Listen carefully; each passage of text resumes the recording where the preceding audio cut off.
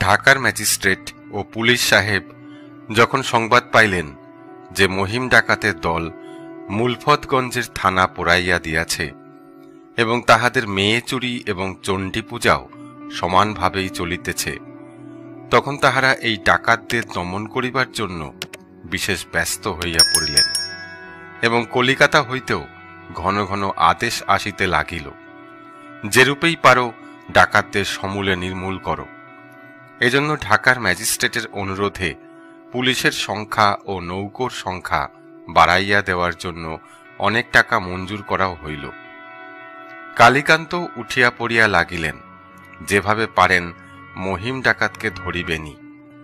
Magistrate সাহেবও থানায় থানায় সংবাদ পাঠাইলেন যে যদি কোনো ব্যক্তি মহিম ডাকাতকে ধরিতে পারে তাহা হইলে নগদ 1000 টাকা পুরস্কার পাইবে এবং তাহার দলের কাহাকে ধরিতে পারিলেও 500 টাকা বকশিস পাইবে। এই সংবাদ প্রচারিত হইবার পর অনেকেই টাকার লোভে মহিমকে ধরিবার জন্য উঠিয়া পড়িয়া লাগিল।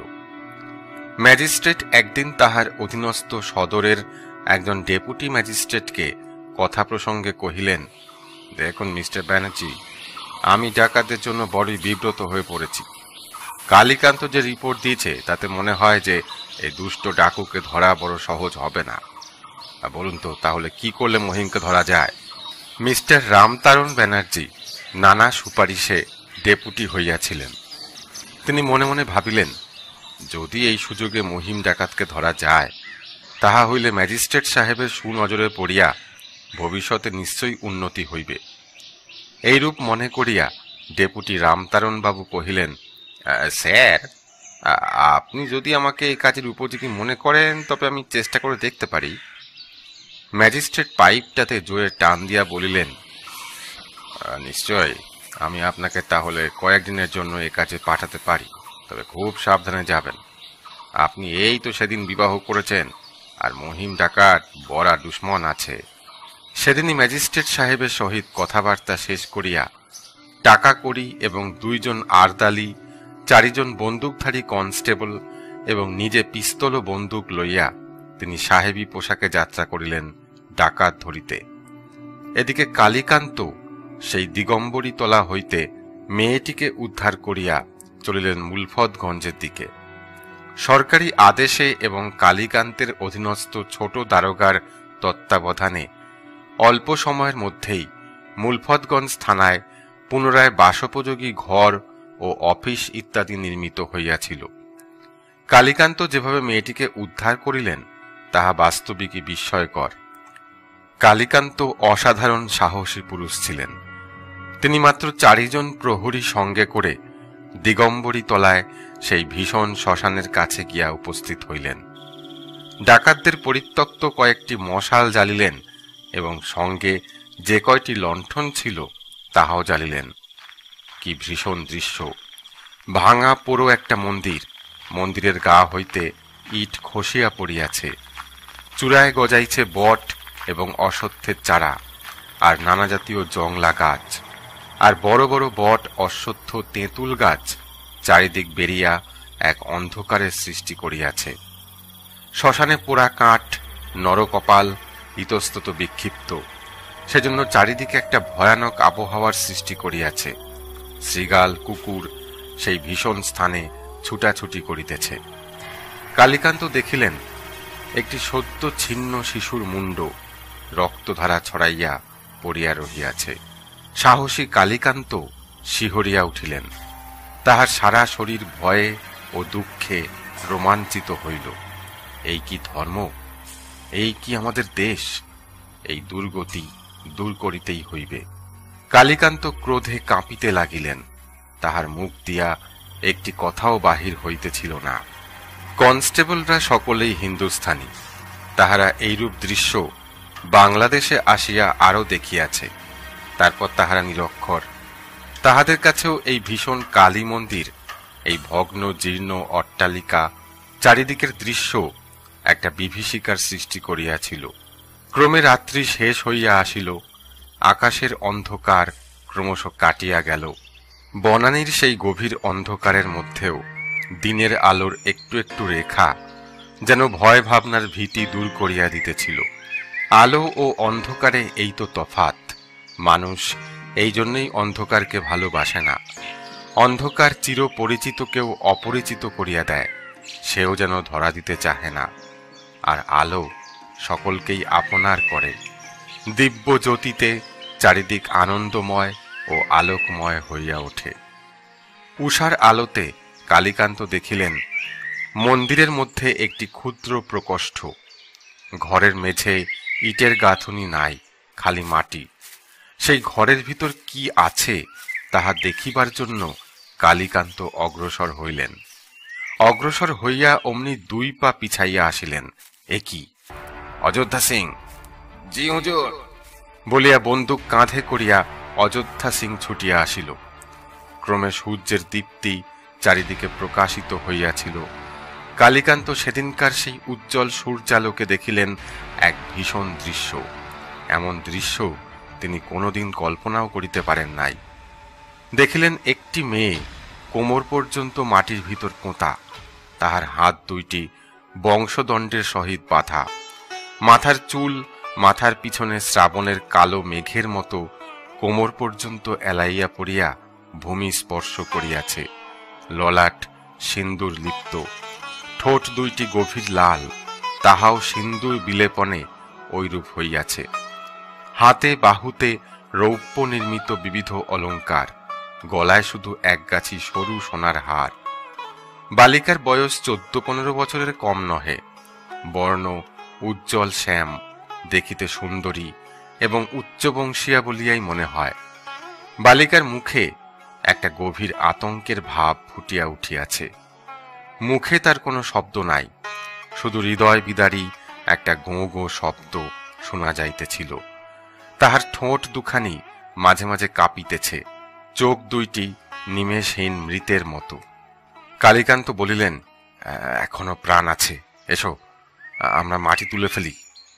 তাহার ইঙ্গিতে মন্দিরের বাহিরে আর যে কয়জন প্রহরী ছিল তাহারাও ভিতরে আসিল এবং সকলে মাটি খুঁড়িয়া ফেলিল। তারপর হাতের বাঁধন কাটিয়া ফেলিল এবং মূর্ছিতা বালিকাকে সযত্নে লইয়া আসিল। কালীকান্তের সঙ্গের লোকজনের শুশ্রূষা ও যত্নে বালিকা ধীরে ধীরে সুস্থ হইয়া উঠিল। কালীকান্ত সঙ্গের লোকজনদের কহিলেন, খুব সাবধান, ডাকাতেরা খুব বেশি দূরে পালিয়েছে বলে মনে করো না। তারা নিশ্চয়ই ফতেয়াবাদের বিলের কাছে কিংবা অন্য কোথাও গিয়ে আমাদের খোঁজ খবর সংগ্রহ করছে।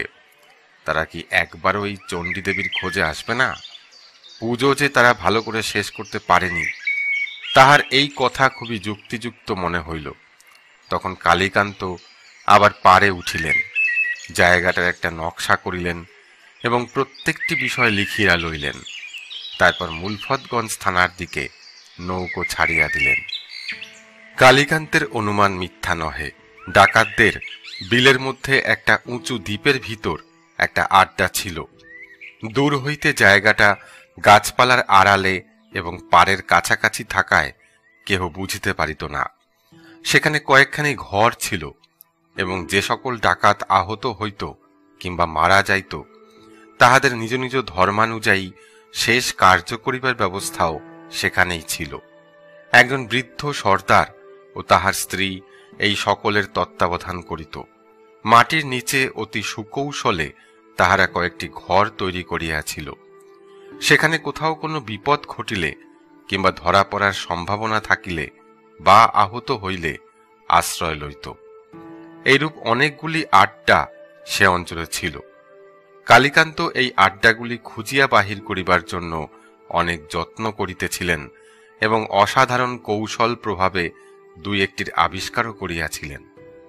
বড় বড় জমিদার ও তালুকদারেরাও যে ডাকাতদের প্রশ্রয়দাতা তাহাও বুঝিতে পারিয়াছিলেন। কাজেই তাহাদের সঙ্গে প্রকাশ্যভাবে কোনরূপ শত্রুতা না করিয়া জমিদারদের নিকট হইতেও সন্ধান লইতে চেষ্টা করিতেন। সেই সব স্থানে প্রকাশ্যে যখন যাইতেন তখন ইন্সপেক্টরের পোশাক পরিয়া হাজির হইতেন, আবার ছদ্মবেশেও খোঁজ খবর সংগ্রহ করিতেন।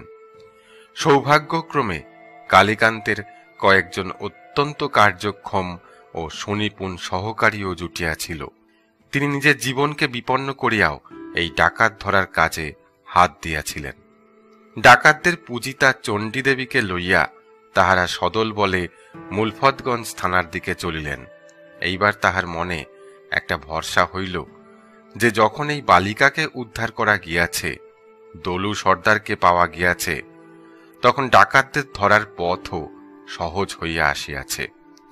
মুলফতগঞ্জ আসিবার পথে কোনরূপ বিপদে তাহাদের পড়িতে হইল না। থানায় আসিয়াই তিনি গ্রামের ও নিকটবর্তী চারিপাশের প্রধান প্রধান লোকদের ডাকাইয়া থানায় আনিলেন এবং বলিলেন যে তাহাদেরও দল বাঁধিয়া ডাকাত ধরিবার জন্য সহযোগিতা করিতে হইবে। যদি তাহারা না করে, তাহা হইলে তাহার ইচ্ছামতো যাহাকে সন্দেহ করিবেন তাহাকেই গ্রেপ্তার করিয়া সদরে চালান দিবেন। কেননা তাহার দৃঢ় বিশ্বাস হইয়াছে যে গ্রামের লোকদের সঙ্গে ডাকাতদের যোগ না থাকিলে তাহারা কখনোই এইভাবে আত্মরক্ষা করিতে পারে না। গ্রামের অনেকেই কালীকান্তের কাছে প্রতিশ্রুতি দিল যে তাহারা অতি অবশ্যই সাধ্যানুযায়ী তাহার সহায়তা করিবে। ডাকাতদের নির্যাতনে তাহারাও চাহিতেছিল যে উহারা ধরা পড়িয়া যেন উপযুক্ত সাজা পায়। কালীকান্ত ওই মেয়েটির জ্ঞান সঞ্চার হইলে পর দেখিলেন যে উহাকে এই গ্রামে রাখা ঠিক হইবে না। কি জানি, যদি ডাকাতেরা দল বাঁধিয়া আসিয়া থানা লুট করে, তবে কোন রকমেই এই বালিকাকে রাখিতে পারিবেন না। থানা হইতে ডাকাত ধরিবার সুযোগও হারাইবেন। কালীকান্ত মেয়েটি সহ নির্বিঘ্নে সদরে গিয়া পৌঁছিলেন। ম্যাজিস্ট্রেট সাহেব ও পুলিশ সাহেব ইহাতে যারপর নাই সন্তুষ্ট হইলেন, কিন্তু সঙ্গে সঙ্গে আদেশও পাইলেন যে রামতারণ ডেপুটির কোনো খোঁজ পাওয়া যাইতেছে না, তাহার সন্ধান করো। কালীকান্ত আবার ফিরিয়া চলিলেন। এদিকে ডেপুটি রামতারণ মহা উৎসাহের সহিত ডাকাত ধরিতে চলিলেন। কোম্পানির আমলে কোন ডাকাতের সাধ্য আছে যে লুকাইয়া থাকিতে পারে? ঢাকা হইতে প্রকাণ্ড এক বজরা ভাড়া করিয়া রামতারণ মুলফতগঞ্জের উদ্দেশ্যে রওনা হইলেন। তিনি ভাবিয়াছিলেন তাহার শ্বশুরালয় ওই অঞ্চলে, আর তাহার শ্বশুর একজন প্রসিদ্ধ ধনবান ও মান্যগণ্য পণ্ডিত ব্যক্তি। প্রয়োজন হইলে তাহার সাহায্যও পাইতে পারিবেন। আর পত্নী সুশীলা দেবীও এখন তাহার পিতৃগৃহেই আছেন। ভবিষ্যৎ উন্নতির আশায় ও এসব নানা কথা ভাবিয়া উৎফুল্ল মনে রামতারণ ডাকাত ধরিতে চলিয়াছিলেন। সন্ধ্যার একটু আগে তার নৌকো লরিকুল নামক একটি বন্দরের কাছাকাছি আসিয়া পৌঁছিল। বন্দরটি বেশ বড় এবং বহু লোকজনের বাস এখানে। বড় বড় দোকান ঘরও রহিয়াছে। লরিকুলের কাছাকাছি একটি ফাঁড়িও আছে। এজন্য ডেপুটি বাবু এখানে তাহার বজরা ভিড়াইয়া রাত্রিতে থাকা নিরাপদ মনে করিলেন। এখান হইতে একটা খাল ধরিয়া যাইতে হইবে মুলফতগঞ্জ থানায়। সেখানে দারোগার সহিত পরামর্শ করিয়া সব ব্যবস্থা করিতে হইবে। ম্যাজিস্ট্রেট সাহেব ও মিস্টার ব্যানার্জিকে ঐরূপ উপদেশ দিয়াছিলেন।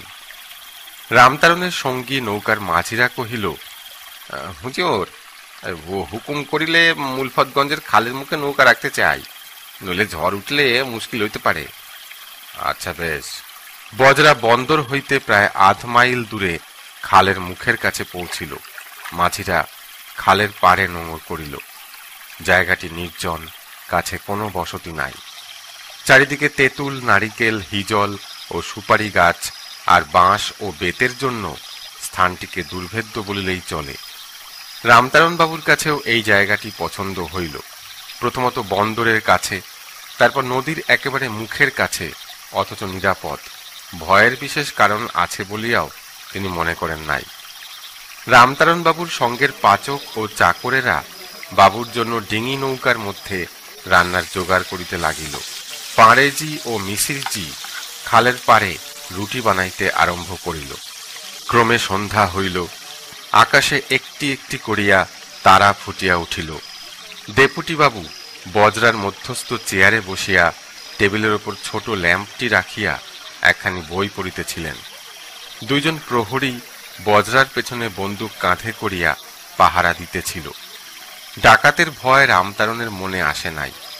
মাঝিরাও পারে একটা আম গাছের তলায় সুবিধা মতো স্থান বাছিয়া কেহ বিশ্রাম করিতেছিল, কেহ কেহ রান্নাবান্নার আয়োজনও করিতেছিল।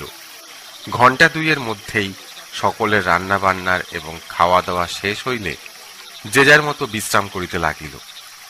রামতারণবাবু অনেক রাত্রে নিশ্চিন্ত মনে ঘুমাইয়া পড়িলেন। বাহিরে পাহারাওয়ালাও বন্দুক পাশে রাখিয়া ঝিমাইতেছিল। তাহারাও কোনরূপ বিপদের আশঙ্কা করে নাই। এদিকে কখন আকাশে মেঘ করিয়া অন্ধকার রাত্রির অন্ধকারকে আরো গাঢ়তর করিয়া তুলিয়াছিল এবং কখন যে ঝড়ের হাওয়া পাড়ের গাছপালাগুলিকে নাড়াচাড়া দিয়া বহিতেছিল, কেহই সেদিকে কোনো লক্ষ্য করে নাই। হঠাৎ বড় মাঝি দেখিল বজরাখানা খুব দুলিতেছে আর যেন কোন দিকে ভাসিয়া চলিয়াছে।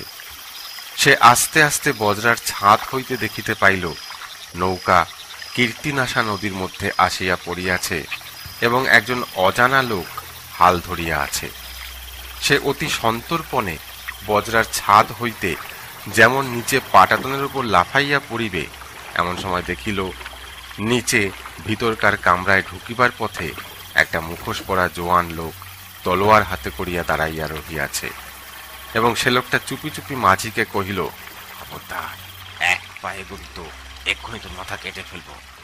মাঝি ভয়ে সেই অবস্থায় সেখানে দাঁড়াইয়া থরথর করিয়া কাঁপিতে লাগিল। রামতারণবাবু খাওয়া দাওয়ার পর রাত্রি প্রায় 12টা পর্যন্ত পড়াশোনা করিয়া শুইয়াছিলেন। শুইবার আগে সরকারি ডায়েরি লিখিয়া এবং কাল কোনখানে যাইবেন এবং কিভাবে ডাকাতের খোঁজ করিবেন সেসব নানা কথা ভাবিতে ভাবিতে শুইয়া পড়িয়াছিলেন। সহসা কিসের একটা শব্দে তার ঘুম ভাঙিয়া গেল। বজরার কামরার মধ্যে যে ল্যাম্পটা জ্বালিয়া রাখিয়াছিলেন, কখন যে তাহা নিবিয়া গিয়াছিল তাহা তিনি টেরই পান নাই।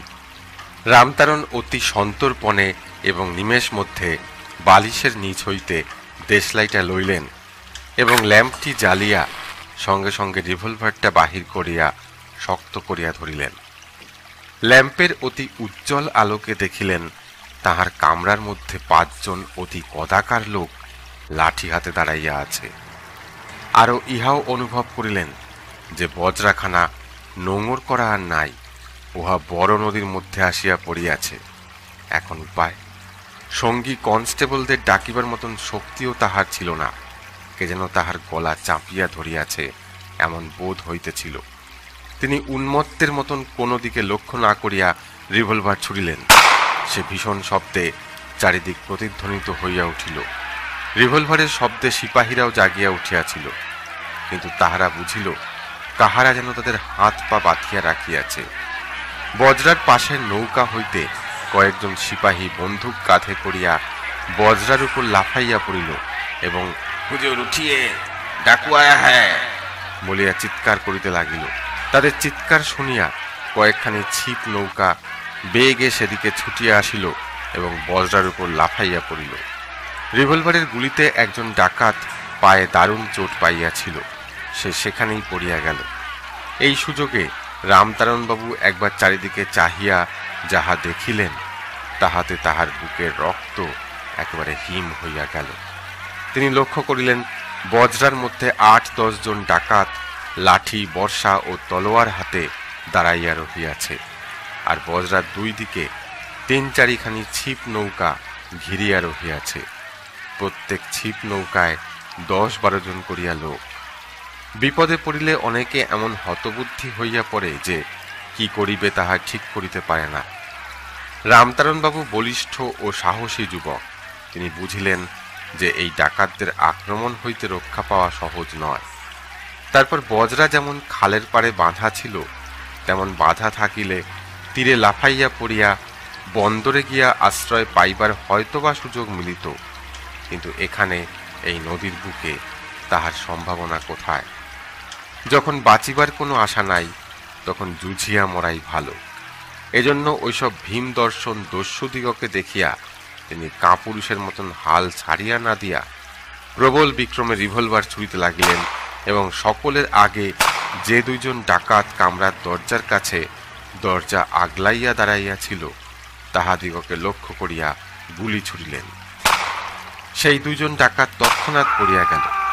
রামতারণ বাবুও সেই মুহূর্তে অতি বেগে কামরার দরজার মধ্য দিয়া বাহিরে আসিলেন। বাহিরে আসিয়া দেখিলেন ছিপ নৌকাগুলি অনেক দূরে সরিয়া গিয়াছে, আর তাহাদের বজরাও বাতাসের বেগে ও নদীর স্রোতে অতি দ্রুত গতিতে ছুটিয়া চলিয়াছে এবং অনেকটা পাড়ের কাছ দিয়াই যাইতেছে। রামতারণবাবু দেখিলেন যে কামরার ভিতরে দস্যুরা বাহির হইবার জন্য চেষ্টা করিতেছে। তিনি কামরার ভিতর হইতে বাহির হইবা মাত্র একজন প্রহরী তাড়াতাড়ি বাহির হইতে দরজা বন্ধ করিয়া দিয়াছিল, কিন্তু তাহাতে কোনো ফল হইল না। দস্যুরা দু একজন কামরার জানলা দিয়া জলে ঝাঁপাইয়া পড়িল, সঙ্গে সঙ্গে প্রহরীরাও তাদের লক্ষ্য করিয়া গুলি করিল। একজন গুলির ঘায়ে মাথা তুলিয়াই আবার অতলে ডুবিয়া গেল, আর কয়েকজন সাঁতরাইয়া কোথায় যে স্রোতের বেগে অদৃশ্য হইয়া গেল তাহা লক্ষ্য করাই গেল না। এদিকেও যে ২-৩ জন ডাকাত ছিল তাহারাও সিপাহীদের বন্দুকের কাছে টিকিতে পারিল না। তাহারা প্রাণ ভয়ে নদীর বুকে ঝাঁপাইয়া পড়িল, কিন্তু তাহারা বর্ষার সুতীক্ষ্ণ অগ্রভাগ দিয়া বজরার মধ্যভাগে ও আশেপাশে ছিদ্র করিয়া দিয়াছিল। বজরাখানি তবু দ্রুত চলিতে লাগিল। বড় মাঝি ও অন্যান্য মাঝিরা ভয়ে কেহ পাটাতনের তলে, কেহ বা ছাতে গুটানো পালের নিচে লুকাইয়াছিল। এইবার রামতারণবাবুর আহ্বানে সকলে বাহির হইয়া আসিল এবং নৌকার গতি স্থির করিয়া পাড়ের দিকে চলিতে লাগিল, কিন্তু কোনো সুফল হইল না। দেখিতে দেখিতে বজরার তলা দিয়া কলকল শব্দে জল প্রবেশ করিতে লাগিল। বজরাখানি হেলিয়া দুলিয়া একাত ওকাত হইয়া ডুবিতে লাগিল। প্রাণ রক্ষার আর কোনো সম্ভাবনা নাই দেখিয়া জীবন রক্ষার জন্য একে একে সকলেই পদ্মার বুকে ঝাঁপাইয়া পড়িলেন। রামতারণবাবু ও তাহার সঙ্গী দল কে কোথায় ভাসিয়া গেলেন, কে তাহার সন্ধান লইবে। ঢাকার উকিল সম্প্রদায় এবং জনগণ কৈলাস বারুজ্জে মহাশয়ের ন্যায় একজন অর্থশালী ও ক্ষমতাবান উকিলের অন্তর্ধান ব্যাপারটা লইয়া তুমুল আন্দোলন আরম্ভ করিলেন।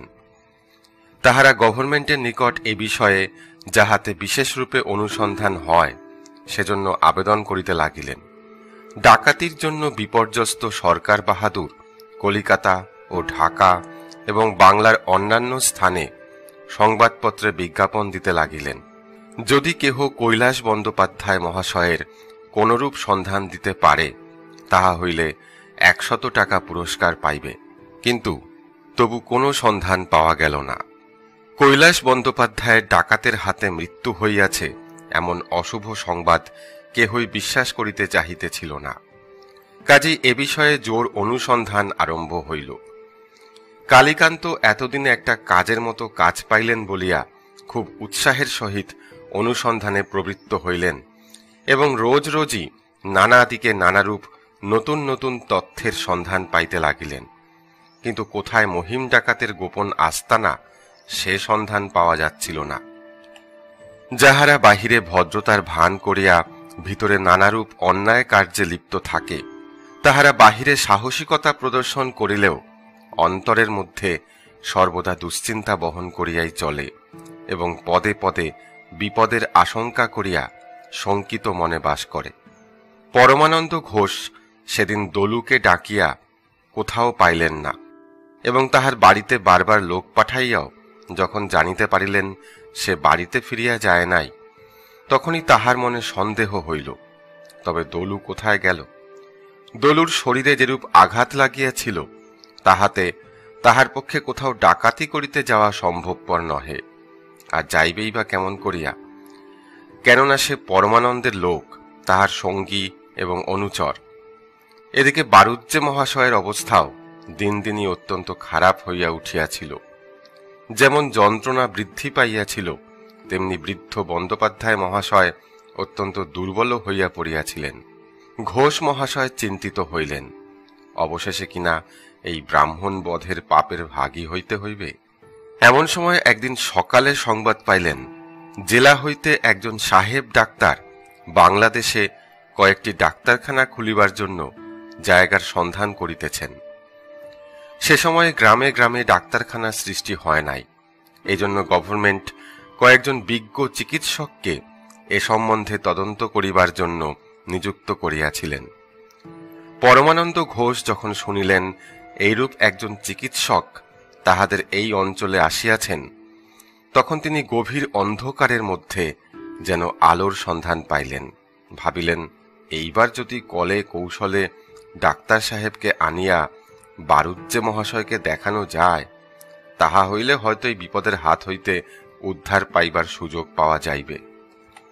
পরের দিন পালকি চড়িয়া পরমানন্দ সঙ্গে 4-5 জন বিশ্বস্ত সর্দার ও পাইক লইয়া সদল বলে ডাক্তার সাহেবের জন্য নানারূপ খাদ্য সামগ্রী উপঢৌকন সহকারে দেখা করিতে চলিলেন।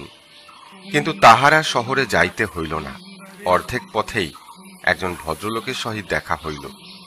তিনি ঘোষ মহাশয়কে নমস্কার করিয়া বলিলেন, আপনি কোথায় যাচ্ছেন?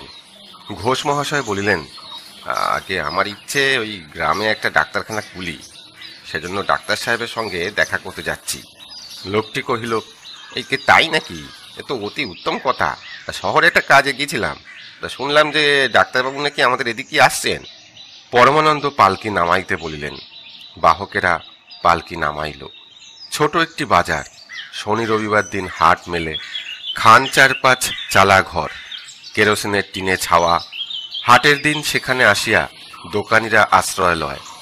একদিকে একটি বিল, অন্যদিকে গ্রাম। কয়েকটি বট গাছ স্থানটিকে ছায়া শীতল করিয়া রাখিয়াছে। জায়গাটি মনোরম।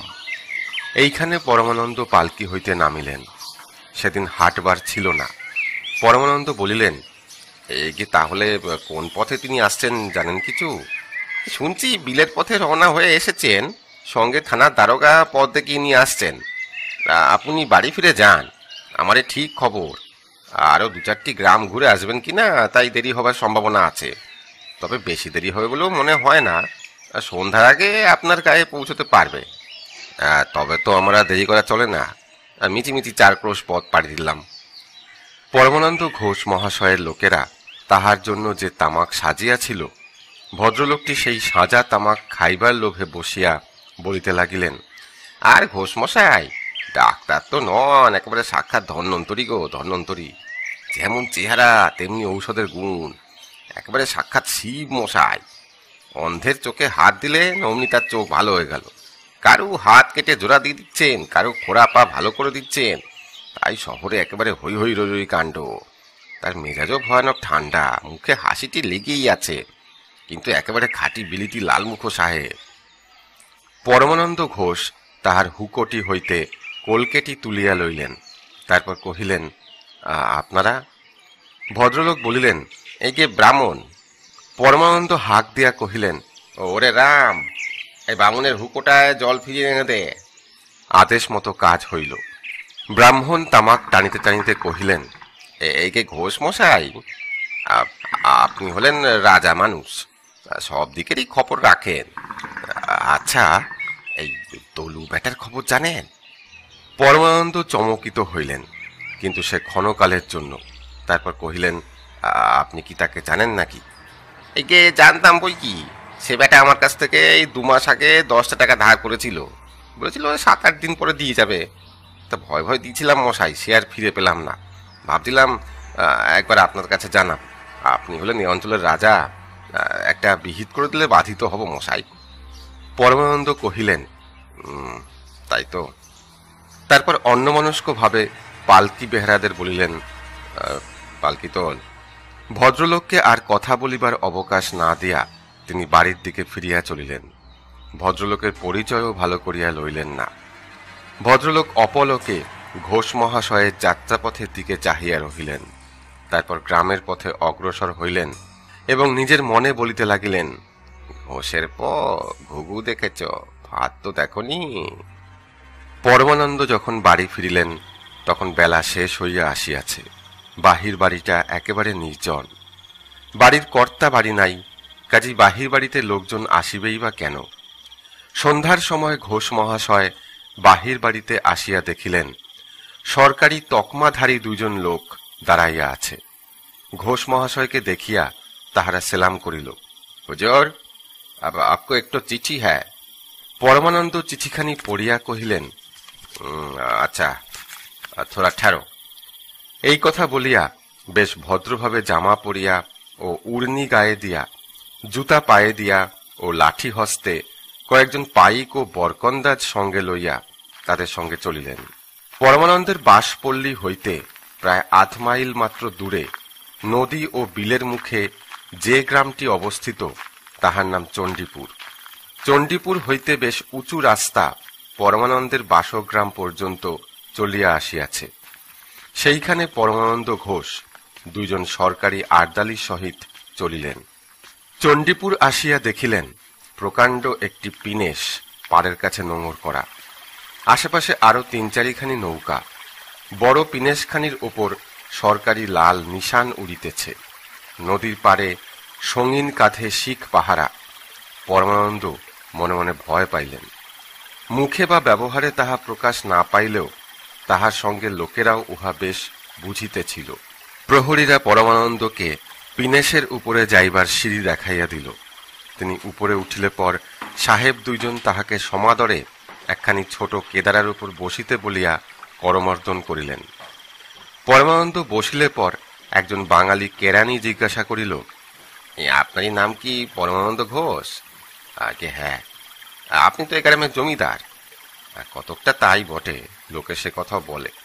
এইবার বৃদ্ধ সাহেব বলিলেন, আপনি বড় আদমি আছে, বহুত বহুত টাকা আছে আপনার, তা এই গ্রামের পুয়োরদের জন্য কি করেছেন মশাই? পরমানন্দ হাত জোর করিয়া পূর্বের মতো বলিল, নিশ্চয়ই স্যার, হুজুর স্যার, আমার কথা আছে স্যার। সাহেব কহিলেন, বলেন বলেন, গো অন। তখন পরমানন্দ কৈলাস বারুজ্যেকে দেখিবার জন্য সাহেবকে তাহার বাড়ি যাইতে অনুরোধ করিলেন এবং সাহেবকে যত টাকা দরকার হয় ভিজিট দিতেও যে প্রস্তুত এমন কথা বলিতেও ইতস্তত করিলেন না। কেরানিবাবু ভালো করিয়া সাহেবকে সব কথা বুঝাইয়া বলিলেন। সাহেব মাথা নাড়িয়া বলিলেন, নো নো, সে হতে পারে না। দেখো বাবু, ও রোগী এখানে না আনলে হবে না মশাই, পালকি করে পাঠাও, আর সঙ্গে সঙ্গে আমি মেডিসিন দিবে। হাত দিয়া অস্ত্র করিবার ভঙ্গি দেখাইয়া বলিলেন, অপারেশন ভি করতে হবে। কেরানিবাবু ওরফে ছোট ডাক্তারবাবু কহিলেন, রাত্রিরে সুবিধা হবে না, কাল সকালে রোগীকে নিয়ে আসা যাবে। বড় সাহেব গর্জন করিয়া কহিলেন, সে হতে পারে না, গো মাই বয়, আবি চল যাও, 4 সিপাই ও লালটিন লেকে যাও। ওয়েল মিস্টার ঘোষ, আপনি সঙ্গে নিয়ে আসবেন, ঠিক হ্যাঁ? তৎক্ষণাৎ 4 জন সিপাহী চলিল বন্দুক কাঁধে করিয়া, আর কয়েকজন বরকন্দাজ চলিল সেকালের হারিকেন ল্যাম্প হাতে করিয়া।